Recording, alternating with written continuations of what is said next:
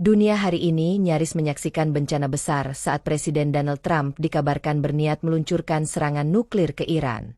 Jenderal dan Caine berhasil menghentikan upaya berbahaya tersebut dalam sebuah pertemuan yang sangat darurat di Gedung Putih.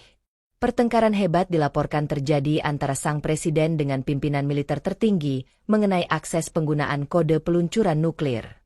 Kode nuklir yang dikenal sebagai Biscuit merupakan kunci utama bagi Presiden Amerika Serikat untuk memverifikasi identitas diri. Tanpa verifikasi resmi tersebut, serangan nuklir tidak dapat dilaksanakan meskipun perintah datang langsung dari seorang panglima tertinggi.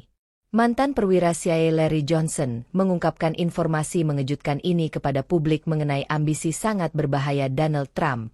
Johnson menyebutkan bahwa Presiden Trump secara terang-terangan ingin menggunakan senjata pemusnah massal untuk menghancurkan wilayah kedaulatan Iran. Penolakan tegas dari Jenderal dan Caine didasari pada hak istimewa militer demi mencegah terjadinya perang nuklir global. Situasi di dalam Gedung Putih dikabarkan sangat mencekam saat kedua tokoh penting tersebut terlibat dalam perdebatan panas. Ketegangan ini mencerminkan kekhawatiran banyak pihak atas perilaku presiden yang dianggap tidak stabil dan sulit untuk diprediksi. Beberapa anggota parlemen mulai menyuarakan keraguan serius terhadap kondisi kesehatan mental sang pemimpin negara adidaya tersebut sekarang.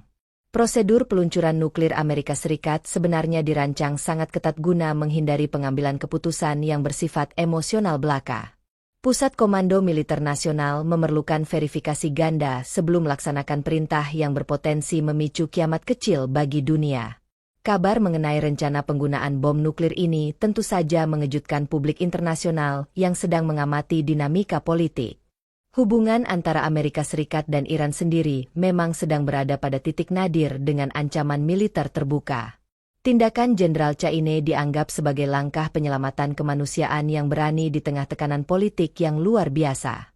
Larry Johnson mengklaim memiliki bukti kuat mengenai jalannya pertemuan rahasia yang berakhir dengan perselisihan sangat tajam tersebut.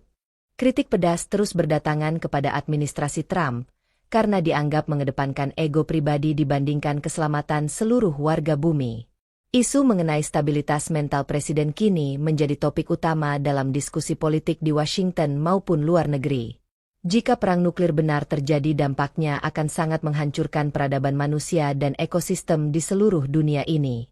Otoritas penggunaan senjata nuklir memang berada di tangan presiden, tetapi tetap harus mengikuti protokol yang berlaku sah. Sejarah mencatat bahwa keputusan besar seperti ini seringkali memicu perdebatan sengit antara pihak sipil dengan pihak militer. Dunia kini sedang menanti klarifikasi resmi dari pihak Gedung Putih terkait kebenaran berita yang sangat meresahkan masyarakat. Keamanan global sangat bergantung pada kebijaksanaan para pemimpin negara besar dalam mengelola setiap konflik bersenjata yang terjadi. Mari kita berharap agar kedamaian tetap terjaga dan akal sehat selalu mendominasi setiap pengambilan keputusan di pemerintahan.